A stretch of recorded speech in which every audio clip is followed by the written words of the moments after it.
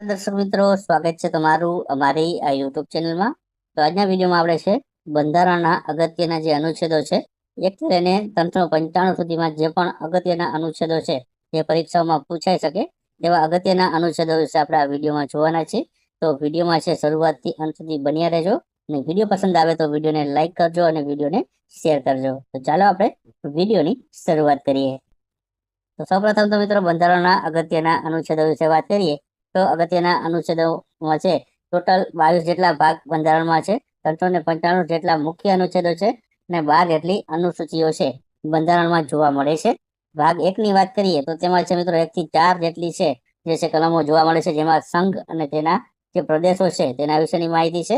કલમ 1ની વાત કરીએ તો કલમ 1માં ભારત છે તે રાજ્યોનો સંઘ છે તેવું કહેવામાં આવ્યું છે. કલમ 2માં છે મિત્રો અથવા તો અનુચ્છેદ 2માં છે નવા રાજ્યનો સમાવેશ છે તે કરવામાં આવે છે. અને કલમ 3માં છે રાજ્યનો વિસ્તાર, સીમા અને તેના નામોમાં ફેરફાર કરી શકાય છે. ત્યારબાદ આગળ વાત કરીએ તો આગળ મિત્રો છે ત્યારબાદ આવશે જે છે તે છે ભાગ 2 આવશે. ભાગ 2માં મિત્રો છે તે આવશે નાગરિકતાને લગતા છે. 5 થી 11 જે અનુચ્છેદો છે નાગરિકતાને લગતા અનુચ્છેદો છે ભાગ 2માં જોવા મળવાના છે. ત્યારબાદ ભાગ 3માં મિત્રો 12 થી 35માં છે તમને છે મૂળભૂત અધિકારો જોવા મળશે. મૂળભૂત અધિકારો અહીં તમે જોઈ શકો છો. એક છે સમાનતાનો અધિકાર, સ્વતંત્રતાનો અધિકાર, શોષણ અને સામે અધિકાર, ધાર્મિક સ્વતંત્રતાનો અધિકાર, સંસ્કૃતિ અને શિક્ષણ સંબંધિત અધિકાર અને બંધારણીય ઉપાયોનો અધિકાર. આ પ્રકારના અધિકારો જોવા મળે છે. ત્યારબાદ ભાગ 4A ની વાત કરીએ તો તેમાં 51 જે છે જે અનુચ્છેદ તે ખૂબ જ અગત્યનો છે અને ઘણીવાર પૂછાતો હોય છે પરીક્ષામાં. તો 51A છે મિત્રો, તેમાં મૂળભૂત ફરજો આપણી આપવામાં આવેલી છે. આ મૂળભૂત ફરજો છે તે આપવામાં આવેલી છે. ને સ્વર્ણસિંહ સમિતિ છે મિત્રો, તેની ભલામણને આધારે 1976માં છે તે છે 42મો જે બંધારણીય સુધારા હેઠળ છે, બંધારણીય સુધારા હેઠળ જે મિત્રો છે બંધારણમાં આને છે સામેલ કરવામાં આવ્યા હતા. ત્યારબાદ આગળ વાત કરીએ તો આગળ બીજા અનુચ્છેદો વિશે વાત કરીએ તો ભાગ 5ની વાત કરીએ તો તેમાં છે 52 થી લઈને 151 સુધીના અનુચ્છેદો છે. હવે મિત્રો આપણે રાષ્ટ્રપતિના અનુચ્છેદો જોઈ લઈએ તો રાષ્ટ્રપતિના અનુચ્છેદોમાં છે પહેલા તો કલમ અથવા તો અનુચ્છેદ 52માં રાષ્ટ્રપતિનું પદ આવેલું છે. કલમ 53માં રાષ્ટ્રપતિની શક્તિ અને કાર્યો આપેલા છે. ત્યારબાદ છે કલમ 54માં છે તે ચૂંટણી સંબંધિત જે છે રાષ્ટ્રપતિની તેની માહિતી આપેલી છે. કલમ 61માં છે રાષ્ટ્રપતિ ઉપર મહાભિયોગની પ્રક્રિયા છે.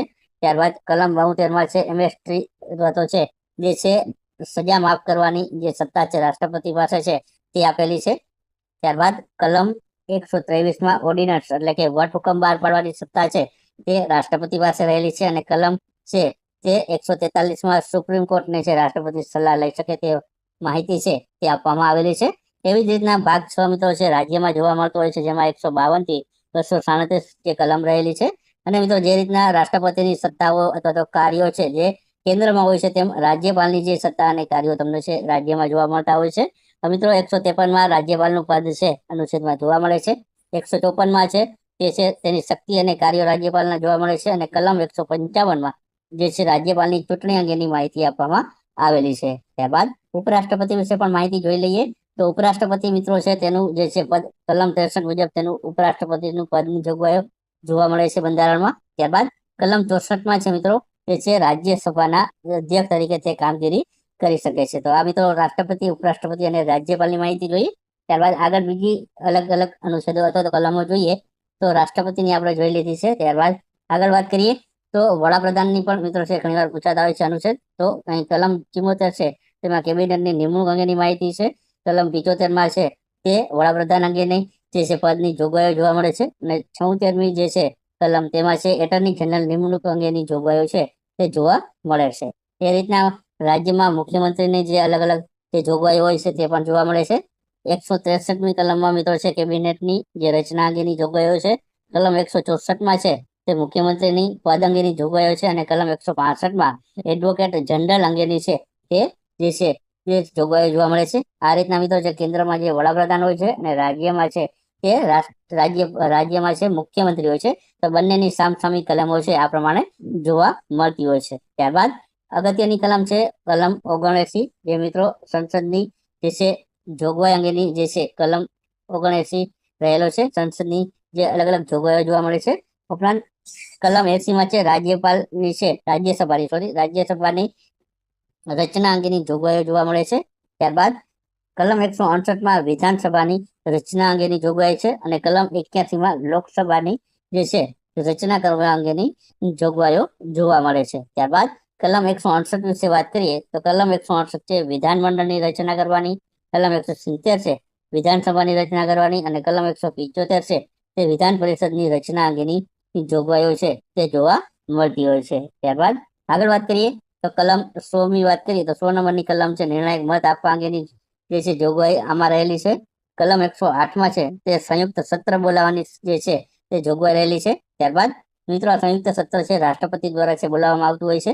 કલમ 110 વાત કરીએ તો નાણાં વિધેયકની વ્યાખ્યા છે તે કલમ 110 જે છે જોવા મળે છે. કલમ 117 છે તે નાણાકીય વિધેયક વિશેની માહિતી આપેલી છે.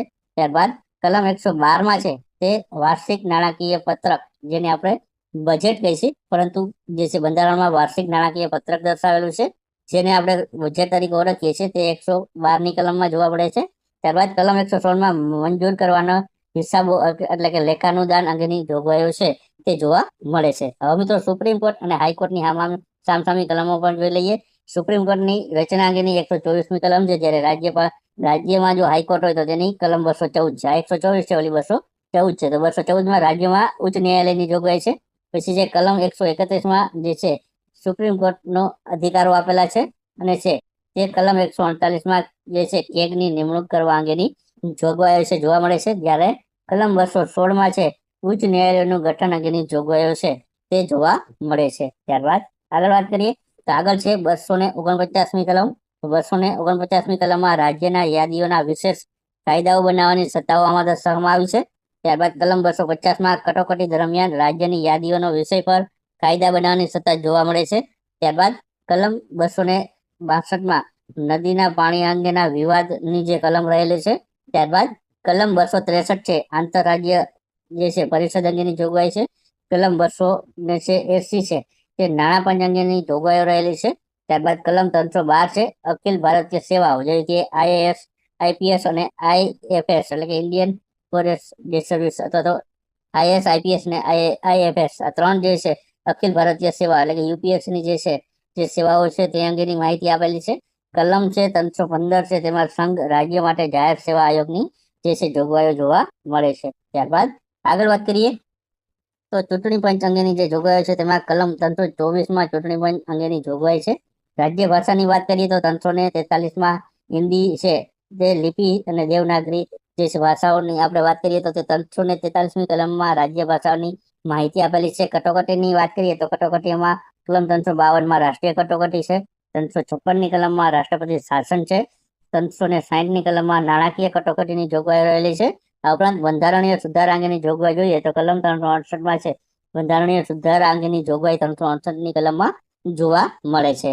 હવે મિત્રો અગત્યની બીજી પણ કલમો જોઈએ તો કલમ 17માં છે અસ્પૃશ્યતાનો અંત અંગેની જોગવાઈ છે. કલમ 29માં લઘુમતીઓના હિતના રક્ષણ અંગેની જોગવાઈ છે. કલમ 40માં પંચાયતી રાજ વ્યવસ્થા અંગેની જોગવાઈ છે.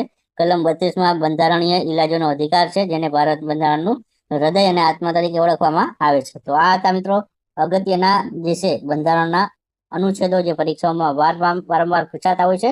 જો તમને આ વિડીયો પસંદ આવ્યો હોય તો વિડીયોને લાઈક કરજો અને વિડીયોને શેર કરજો.